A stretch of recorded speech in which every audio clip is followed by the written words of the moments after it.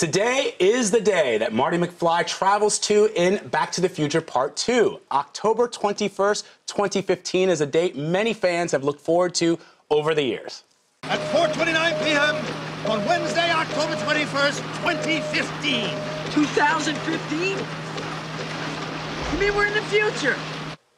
CNET senior editor Jeff Bakalar joins me, and be still my heart. I am also joined by the co-writer, co-producer of Back to the Future, Bob Gale, and the composer of the score, the legendary Alan Silvestri. Thank you both for being here. Thank you for having us. This is a real thrill for both of us. We've been geeking out. When I told Jeff that we were going to do this, we were like transported back to our childhoods where we're all these incredible things that we want to talk to these guys about. I'm frozen. I can barely. 7-year-old me is losing his mind right now. All right, we'll thaw out the cryogenics. It's okay. We got the cryogenics figured out. Yeah. So we have so many questions. We could do an entire show, but we only have a few minutes. So let me first start with actually the score, Alan, because it is such an iconic score.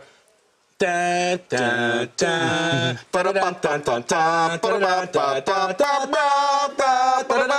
Wait. We didn't. Come on. We didn't rehearse the payoff, right? That's the payoff. So where did you? When you delivered, when the script came, and Bob said to you, Bob Zemeckis, the director and co-producer, they said to you, "This is the movie." Like, how did you come up with the score? Well, the large themes of the film kind of were obvious.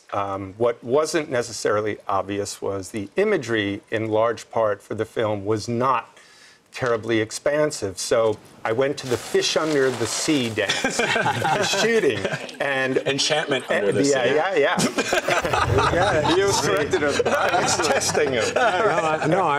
We were waiting for you to correct. I was like, I don't want to contradict legendary, but I'm like, I'm pretty sure that was. So Bob Gale is there, and Bob Zemeckis is there, and in the midst of that shoot, which was probably the most complicated shoot of the film, my meeting lasted all of maybe 10 seconds with Bob Zemeckis, and he's in the middle of calling out something, and he says, "It's got to be big, Al. It's got to be big. I have to go now." And so that was it. This is kind of... And when Bob Zemeckis says big, what does that mean? He means big. He didn't mean 50 pieces in the orchestra. He didn't mean 60 pieces in the orchestra. He didn't even mean 70 pieces in the orchestra. Give him the number, Al. I think now it was 106 musicians there on the morning, and we began with the clock tower. It was the very first thing we did. Incredible. So you also scored Forrest Gump, which was also directed by Bob Zemeckis. What did he say for that? Because it's not as bombastic as Back to the Future. Did he say... Yeah, it was equally as terrifying. He stood in front of a monitor with his hand like this because the feather was all done later. Oh, sure. And he said, "And see, Al, see how it goes?" And it lands right here. And he said, "It just needs to be a piece of music that essentializes the entire film." That's all. So that's it. I got to go. I'll see you later. Wow, that's incredible. All right, Bob, we've been talking about this all week, that we wanted to bring you on here because we are these nerdy fanboys who have had these burning questions for 30 years, and we've read them on fan blogs, and we've debated them in, living rooms and basements, usually, in our mother's basements. Sure. Endless podcasts. Yeah, and podcasts. And drunk and sober, right? Yes, you have to put yourself in the right frame of mind. Exactly. You got to be thinking straight when you talk about Back to the Future. And so there are a couple of questions that are out there when it comes to time travel. Okay. We wanted to get it straight from you. Okay. So the first question that we had, and it's the one that I have always, it's my lead question all the time whenever my nerd friends, which are, now that they're in their 40s, are not as nerdy as I was back in 1985, but I haven't been able to let it go. Yes, so. me too. It's like it's still with me. That's fine. Who's stronger, Superman or the Hulk? Exactly. Right? These things keep us fresh. Right. The Hulk keeps getting stronger. Anyway, in 2015 Biff Yes. goes back, once he discovers that there is an almanac that predicts all the sports scores from 1955 to 2000, 2015 Biff takes a DeLorean, travels back to 1955, and gives young Biff this almanac, and he hands it to young Biff, and that changes the future completely. My question is a two-part question. Yes. One, the almanac, if it has every sports score in it from 1955 to 2000, why is it so thin? And two, why didn't old Biff immediately vanish in a puff of smoke once he handed young Biff the almanac, which would have completely deleted his existence, because young Biff becomes the head of Biffco, this Donald Trump type character. Right, right. Well, let me answer the second part of the question first. In the first movie, we establish that when history is on a different track, it takes a little bit of time for the quote-unquote ripple effect to take place, as exemplified by the disappearing photo. Right. Right? So Marty's parents don't get together because Marty interferes in that, and it takes a while for his brother to disappear from the photo, and it takes a little longer for his sister, so it takes an entire week to get around to Marty. So this isn't something that's going to happen instantaneously. It's going to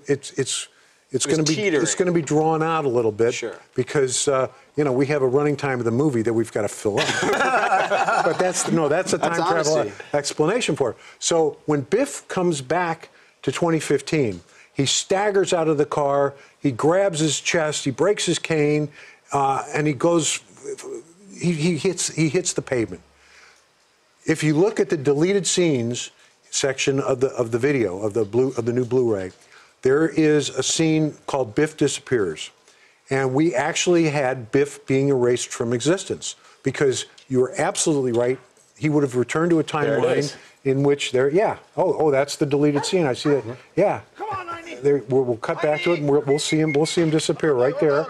And Bob and I envisioned that probably sometime in the 90s, Lorraine had enough and shot him. So that's what it was. It wasn't his lavish lifestyle. Well, no, the lavish lifestyle. The next breast implant. She said, I can't take it anymore. Enough. I'm done. I'm done. So she shot him. And, I want to see that deleted. That's awesome. And so we previewed the movie with Biff disappearing. But that scene only makes sense the second time you see the movie. When we previewed it for the sneak preview audience, they were all confused. They didn't understand this at all. It was clear they were very confused. And in the focus group that we had afterwards, several people brought it up. So if one person says something, it's their opinion. If two people say it, we know millions of people will share that opinion. So Bob and I said, you know what, let's just cut that part of it out, and people will think that the trauma of time travel caused old Biff to have a heart attack, and that's why he's staggering. But why he's really staggering is because he's being erased from existence. The perils of time travel. Yes, the perils of time Now, travel. the other question about the fact that the almanac is so thin. Yeah. There was actually a version of the scene that I wrote in which the book had to be printed on demand. It was we predicted on-demand printing. Wow. And they had this super thin paper. So the book was supposed to be 5,000 pages, but it was only that thick. Oh, on this micro. Micro something. Back then. Yeah. That's wild. Yeah. All right, Jeff, your turn. I could go on I know. all day. I guess producers will yell at the us. biggest thing that for me watching the trilogy has got to be at the end of Back to the Future 2, where Doc is hovering in the DeLorean, and Marty's saying, Doc, you don't want to get struck by lightning. And he gets struck by lightning, goes back to 1885. In keeping with the continuity of the trilogy, I think the biggest question is, how does he time travel if he's not going 88 miles an hour? Okay, well, that's a very good question. Okay, and I thank you. actually have an answer for that. Okay. Because I'm just glad you said that was a good question. It is a good question. Because people say, what do those 99s mean? I don't know what that means either. When lightning hits the DeLorean, it doesn't hit it straight on. It hits either the back end or the front end, and it makes the DeLorean spin around. So when it's rotating around on its axis, that's how it gets up to 88 miles an hour in the rotation, and the rotation leaves fire trails in the shape of spirals. I can rest in peace now. That did it for me. We're done. Our work here is done. Wow. All right. Okay. Well, okay. So let's talk Back to the Future Part 3. Marty travels back to 1885 because he knows that Buford Mad Dog Tannen is going to shoot and kill Doc Brown. So he travels back to 1885. There's a whole bunch of things there. First of all, the arrow that pierces the DeLorean. Now the fuel has run out of the car. Right. But my thought was, well, wait, didn't Doc in that lightning strike end up with the DeLorean in 1885? Isn't it there? Isn't it there? Why doesn't he just use that DeLorean? And if he can't use that DeLorean, why can't he just invent gasoline or whatever he needs or patch up the DeLorean and that Marty came in and then go back that way? He was Okay, able to again. do a refrigerator. Yeah. And he Ice built cube. and he built a time machine at the end. Right. Oh, yeah. And he builds that crazy. Well, yeah, that's Well, another okay. thing. No. They're good. These are good questions, Okay. and we have good answers for them. Excellent. First of all, remember that when Marty arrives, Doc has already sent him the letter, and as you say, the DeLorean's already buried in the mine. Right. Well, talk to any car guy. What do you do when you're going to put a car in storage for a long time? You guys know the answer, I would and imagine it's you drain all the fluids out. So Doc would have drained all the gasoline, all the oil, and if you watch the drive-in scene again, Doc mentions that he filled the car up with gas because there wasn't any when they dug it out. Now, That checks out. Yeah. okay. The other time travel reason is that Doc would have thought, you know what, if we go messing around with the DeLorean that I've already buried and I break something on it, that's going to cause a time paradox that Right. could disrupt the entire then space-time it doesn't continuum. It doesn't work. Now, why didn't he invent gasoline? Well, he could have, except he didn't have enough time because Marty and Doc already know that there's only 3 days before Doc is going to get shot, and they've got to solve. They're always up against the clock. It's a Back to the Future movie. You're always up against the clock. This is like, got a point. This is like the holy grail for me. All right, Alan, sticking with that third movie, the score incorporates the music from the first two films, but then you have this like Western score, which is Right. also tremendous. And the question that it's as soon as you hear it, you know you're in the West. But how did you? I mean, we have these signposts, I guess, as an Right. audience that Right. we recognize, like we're in a different time in a different place. Right. What were you thinking about? I mean, to me, it sounded like Bonanza. Not to take away anything. No. That is what one hopes for. I think from our entire lives being spent watching films, watching television, seeing Westerns, old ones, new ones, we have received, if you will, this kind of cinematic vocabulary in terms of what indicates the West. And it has to do with rhythms. So, we have ba-da-ba-ba-da-beep, ba-da. See, we're already in the West. I'm already galloping. We're already galloping, okay? The harmonies being relatively simple.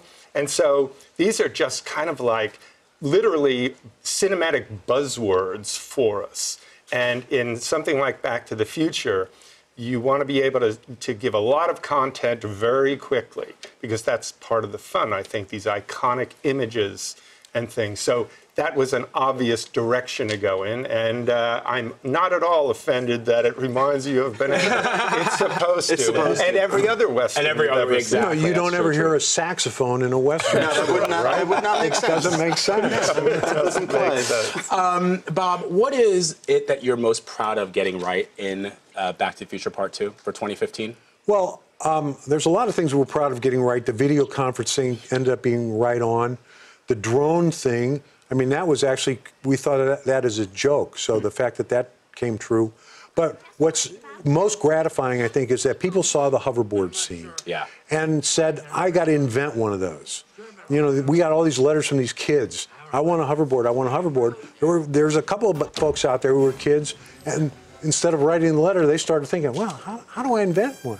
Yeah. And we've got guys out there working on that, and there are functioning hoverboards. They don't work exactly yet the way we have them in the movie, but knock on wood, in a few more years, we'll have hoverboard skate parks. That's incredible. And insurance to go along with it. We're being told we have to wrap this up because they know, our producers, that we could spend an entire hour talking with you gentlemen. Just for me, though, on the record, because I said this to you, Bob, when I interviewed you last week for CBS This Morning, but when I was a 15-year-old kid and this movie came out, I felt like my future was very bleak. I saw there were Biffs on every corner in my neighborhood. I was a new kid in my neighborhood, the umpteenth new neighborhood I'd moved to, and harassed, and parents didn't understand me, and and then I went and I saw this movie, and I went and I saw it every weekend, at least 3 times a week, the entire summer. It came out on July 3rd. I saw it up until school started, and it made me realize that the future is not as bleak as I think it is. So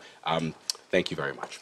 You're welcome. And you just You're dump welcome. manure on them? Is that what? I wish I could have. Gave me a lot of bright ideas. What about, I don't know, Jeff. I mean, that's how I feel for this movie, and meeting the both of you is, it really has touched my heart. This is definitely a special moment for me. Shaped my life the way I look at pop culture and entertainment. Thank you. That's Thank very you. important to me. So thank you both for that. That's great. You guys have made something of yourselves. You're not in jail like Uncle Joey. Right. We've had nobody said, I came out of that movie and I said, yeah, bars. The other thing is that we've been sort of joking about this. It almost seems to us, you probably would not agree, but we feel like like the Donald Trump that we see in 2015, that was Biff when Biff became a billionaire. Yeah, what else And do people you are talking know? about that.